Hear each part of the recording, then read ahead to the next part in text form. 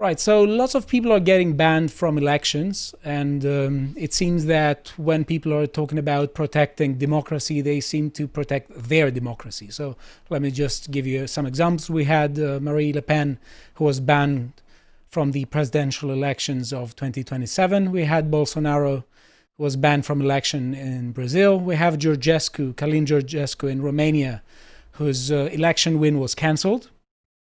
And we had a new event, the designation of the AfD as an extremist group. Mm-hmm. And all of that, obviously, in the name of protecting democracy and the spirit of democracy. And we are going to say about a lot of things about it. Now, there is a German Federal Intelligence Agency called the BFV, mm-hmm. which is entrusted with protecting the Constitution. And its supervisor is Nancy Faeser. Yes. She is the Minister of Interior Affairs, and she is a member of the SPD party. And there has been a coalition with CDU and CSU. And today they signed the coalition agreement. She's in charge of one of the central intelligence agencies of Germany. Now, just saying that. Is that the equivalent of MI5 coming under the auspices of the Home Office, who's got a political overlord in Parliament? So you're gonna have some sort of party or a political partisan overlord on top of the intelligence agencies. That's just the way it is. Could be. There are similarities. It looks like this is just for domestic affairs. Right. That'd be equivalent of MI5, I would have thought, because we got MI5 and Special Branch to look after the security services of our internal, and MI6 is supposed to be external, although we know recently there has been crossovers when there shouldn't be, but hey-ho. But MI5 comes under the Home Office, right? Yes, it does. And MI6 comes under the Foreign Office. That's right, and there is a political view of that, as well as having to report into Cobra. Right.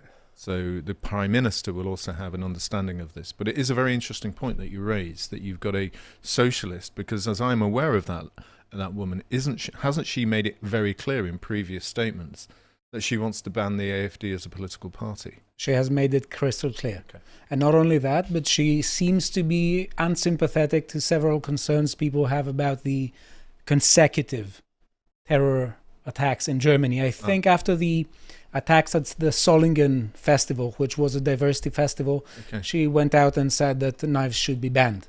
So it's just deflection. Knives? Yes. All knives. So she's the Lucy Powell of Germany? Probably. So the first thing I hear when I think about when I hear governments announcing any party as extremist or any person's views as extremist is there sufficient evidence? Because that's the way I think about it. When someone makes the claim, they need to justify the claim, especially when they have political power. And it looks like many Germans aren't reacting that way. They are straightforwardly trusting the government.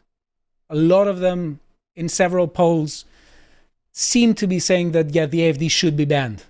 So instead of requesting evidence from the German government and from that agency, they seem to be just going along with it. Isn't there also some sort of parallel there between just those that are AfD partisans and those that aren't? A bit like Trump, it splits almost 50-50. Yeah. You've got the Never Trumpers TDS crowd, you've got the MAGA crowd, and it's just, so these polls are just showing the opinion of anti-AfD people. Exactly, yes. And they are people who just don't demand evidence. Because let us just look at it here. It says the agency cited a xenophobic, anti-minority, Islamophobic rhetoric among the reasons for the designation. The label gives authorities more power to investigate the far-right party. Now, to my mind, if they had evidence, hard evidence, that suggested any kind of involvement in criminal activity, they would just go forward with it on the headline. Well, they won't just hide something of that caliber and importance under an asterisk or at the bottom of the page. Well, this is the same sort of method that they used in Austria when they went against Kirk, who was in charge there. But prior to that, with the destruction of the leader of his party after that, when they claimed that he was in bed with a Russian business person who was trying to pervert them. They'd made the statements. They said we were going to investigate. Then they made the claims, but they never actually ever proved it after that. And if you look at this, I think it's very similar to what they're doing with Marie Le Pen in the European Parliament. They needed a power to investigate them, to find something. I suspect that's what they're trying to do here. Exactly. Classic, straight from the playbook, isn't it? Like do you remember when Rachel Maddow and co tried to say in the first Trump administration that he's just Putin's puppet? Yeah. Or even now, some people say Nigel Farage is friends with Putin. It's like yeah, find anything. Well, if you scroll back up to the top real quick, so where they just say they use the words xenophobic, anti-minority, and Islamophobic. That could mean anything, couldn't it? Yeah. Exactly. If you're just nativist, then by definition they could say, "Oh, you're xenophobic." And that's what they said essentially. The most specific thing they said is that the AFD has an ancestry-based conception of people, which is incompatible with democracy. Which, I mean, historically, it isn't. It just isn't. Yeah, it just isn't. What crazy commie nonsense, right? Yeah. Well, the Chinese wouldn't have that, would they? Right. Yeah. According to the DW article, it says that the BFV said in its decision that the ethnicity and ancestry-based conception of the people that predominates within the party is not compatible with a free democratic order. It cited the xenophobic, anti-minority, Islamophobic, and anti-Muslim statements made by leading party officials, and the party aims to exclude certain population groups from equal participation in society, to subject them to treatment that violates the Constitution, and thereby assign them a legally subordinate status, the agency said. Now, I think that this completely misses the whole point, which is the point that the AFD is raising, is that a lot of people have been given rights and benefits in an unconstitutional manner. So there seems to be no contradiction with the Constitution if you say people who were given some rights and benefits contrary to the Constitution should be deprived of those very rights and benefits. I mean, that's a very logical argument to make, and you can see what they're trying to say. But I would look at the Constitution. Is the Constitution really that clear that it actually says that you can exclude certain population groups from equal participation in society? That every government does that. If you look at asylum applicants, they're not given equal rights across the whole of society because they've not been given the right to remain here. So that's automatically something that occurs. So therefore, on that principle alone, all the political parties would fall foul of what they're absolutely saying at this stage. Also, aren't they denying the AFD members equal participation rights in society? Yeah. Just asking. Yeah, Yes. the irony of it. Yeah. I mean, the AFD aren't even that based, like Reform. They're not crazy at all. So, like, if you just say, actually, I don't want my country flooded with unvetted Muslims. Actually, I don't want all my churches burnt down and or converted to mosques. Oh, you're xenophobic, anti-minority, Islamophobic. So, oh, no, I just don't want my country destroyed. And it's very interesting if you actually look at the AFD equivalent of MPs and also their members. There are those who, as we see within the Conservative Party, be regarded as very left, almost liberal. Right. To those who go on like Van Stork, who's regarded as one of the more outspoken, I think, although is she still in the party? I'm not sure she is anymore. But she's regarded as more of an outlying right-winger.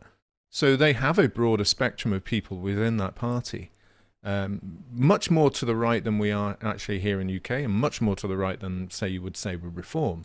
But nonetheless, they have a balanced group of individuals. Here they cite example of some individuals that are in the party which have made some statements that may seem a bit beyond the pale, definitely according to these people. But what is interesting is that it's one thing to localize the claim to individuals, quite another to ban the whole party. And let's not kid ourselves, they're trying to ban the AFD for many years now. I did an interview with Peter Boehringer a year or two ago. I don't know if anyone remembers that. It's on the website, lotuseaters.com. Do check that out. I'm not sure if it's behind the paywall or not. I don't think it is. But he's one of, I think, quite a few deputy chair people, or he was back then. Yeah. And he's a completely reasonable person. They had him on GB News as well. A completely reasonable person. I was I was too base for him.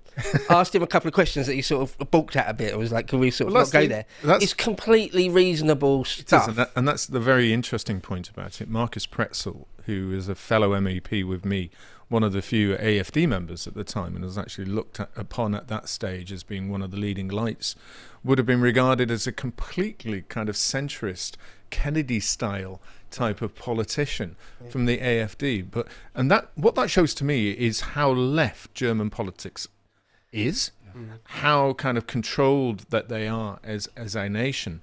But more than that, how actually controlled the people of Germany are.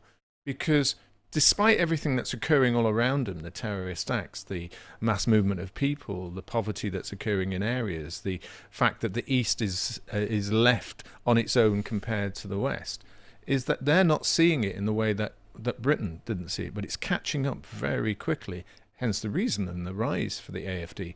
But more importantly, hence the reason you've got this mass divide down the country. Eastern AFD, Western liberalism, as they call it, but I call it Western weakness. Exactly. And speaking of how the left has, in a sense, conquered Germany, at least ideologically, here we have the Federal Minister of the Interior and Community, Nancy Faeser, who is a member of the SPD, and her party just lost the election, big time, and she was given the leadership of, or the supervision of, one of the biggest federal intelligence agencies of Germany. Because it was still just all jerry-rigged, and they got to make a coalition. Yes. And gets to stay in government. Okay. This comes from 3 hours ago. Germany updates conservative-led coalition signs agreement. The CDU, CSU, and SPD have signed their coalition agreement.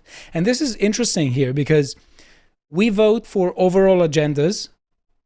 We don't vote for specific policies. There has been 0 referendum in Germany for mass migration.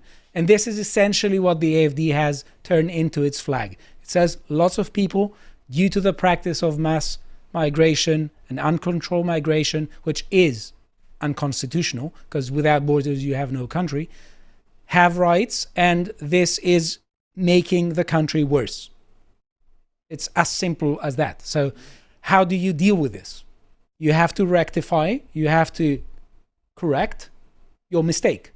The same way, if someone was incarcerated and was guilty and was out of a mistake, was let out, that person would have more liberties when they were out. You would have to bring them back. I'm not making an equation. I'm talking about the issue in principle. And let's not kid ourselves. It is for years now that the German establishment is trying to ban the AfD.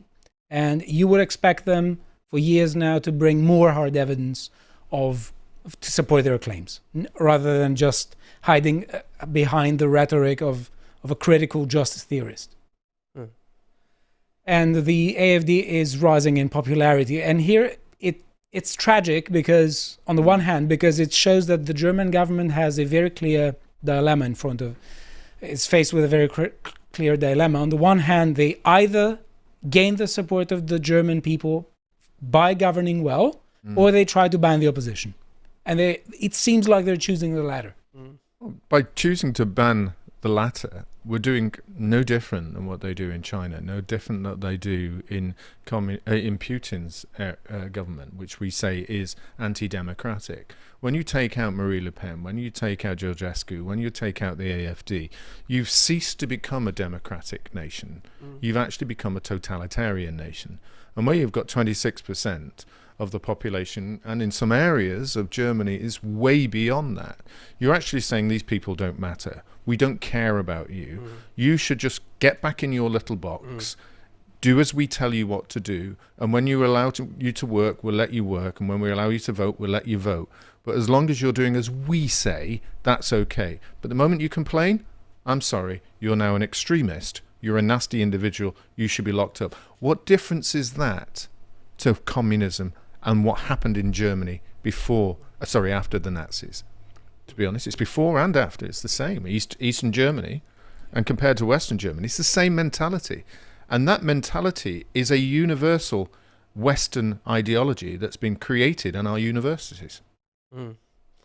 And with all the examples you gave, like Bolsonaro, there's just endless examples of. They tried to do it to Trump, didn't they? They tried to do it to Trump in a bigger scale. Just all over the world.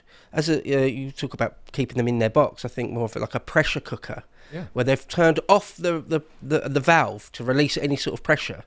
They just keep that pressure cooker contained. So like in the broadest sense, that strategy is disastrous. My question comes to me then is you've got these people who are actually employed by our security services, in our case MI5, MI6, Special Branch. What sort of individuals are they? What sort of people are they? How undignified and indecent are these individuals to think that they're the only ones that are right, and just because someone has a differential opinion, that they can be regarded as extremist? What is extremist is their view, their opinions. They're the extremists, and they're the ones guarding us.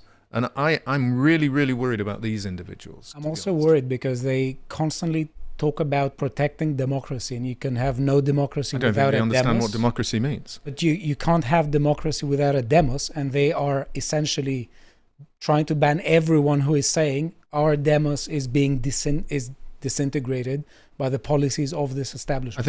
I think it's very simple. Democracy to them is whoever keeps them in power and enables them to have a nice pension and being able to retire somewhere one day, whilst everybody else is living in crap. We had a comment by say words like that. That's fine. Secretary Marco Rubio said Germany just gave its spy agency new powers to surveil the opposition. That's not democracy, it's tyranny in disguise. And we had the response by the German Foreign Office. This is democracy.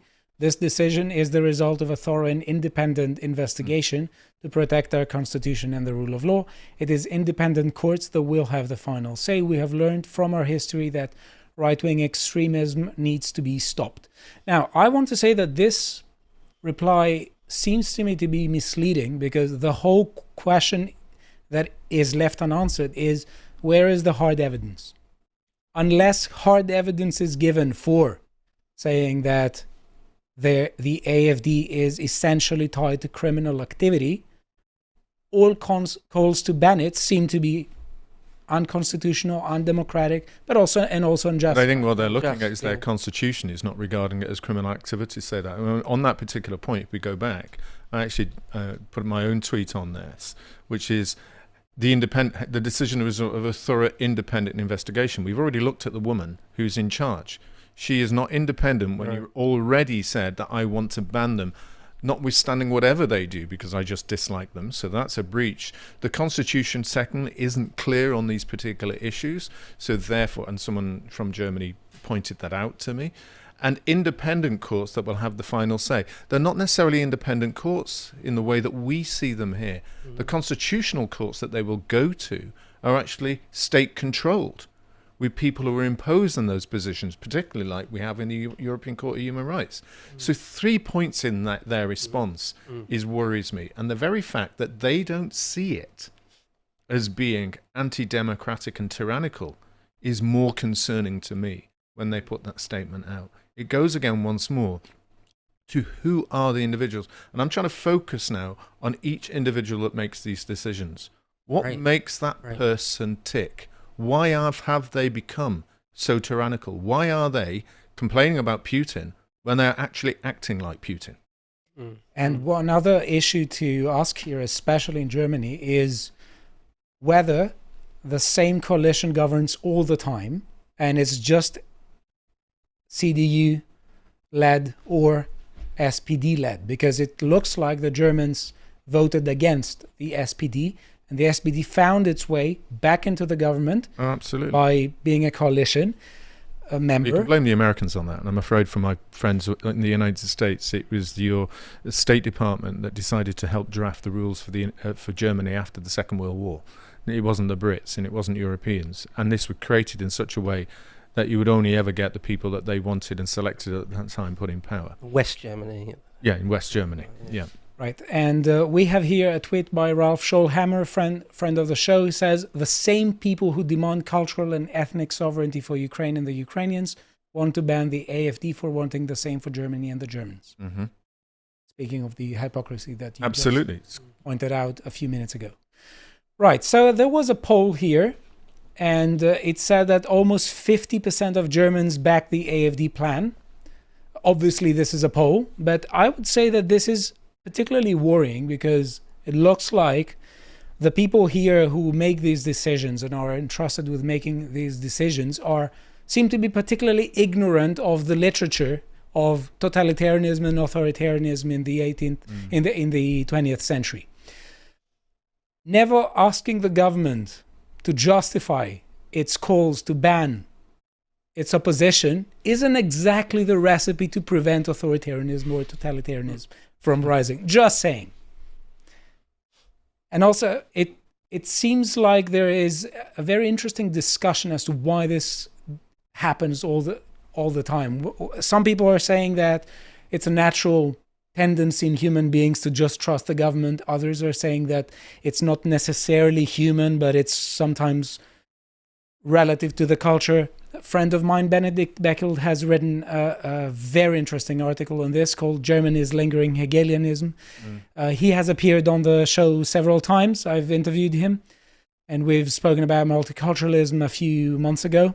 And he seems to be saying that for some reason there seems to be something deeply ingrained in German culture that leads them to be almost invariably state worshippers.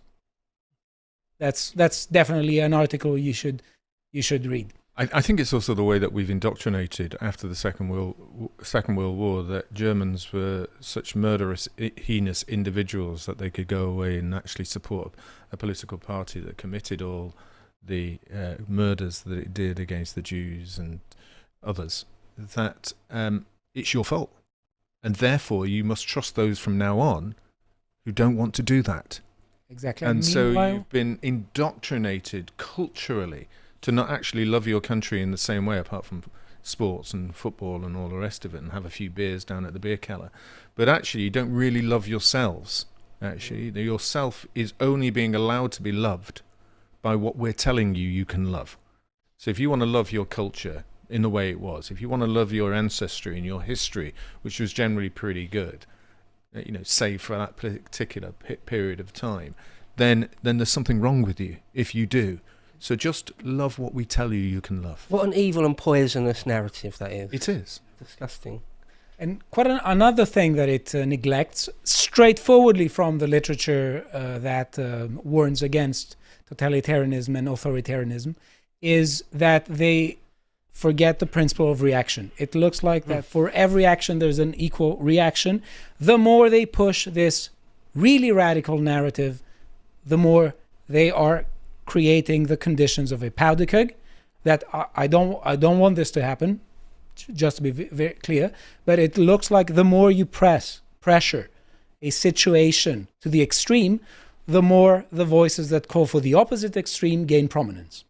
So these don't seem to be actions of a state or an establishment that wants to prevent authoritarianism from rising. No, I actually think they actually want authoritarianism. I think there is a structured plan that now is being considered that if you can push the people far enough and hard enough on a particular issue, let's say this in Germany, that if you get a massive rebellious reaction, violent offences in Eastern Germany, they can turn around and say, see, there's the extremism, ladies and gentlemen. So we now have to put them down like the ants that they are. Let's crush them with our hefty boot and then implement more extreme regulations and legislation, which again is what security services love, because all they want you to do is get up in the morning, go to work, shut your mouth, come back home, go to the mall, watch your TV, which we control.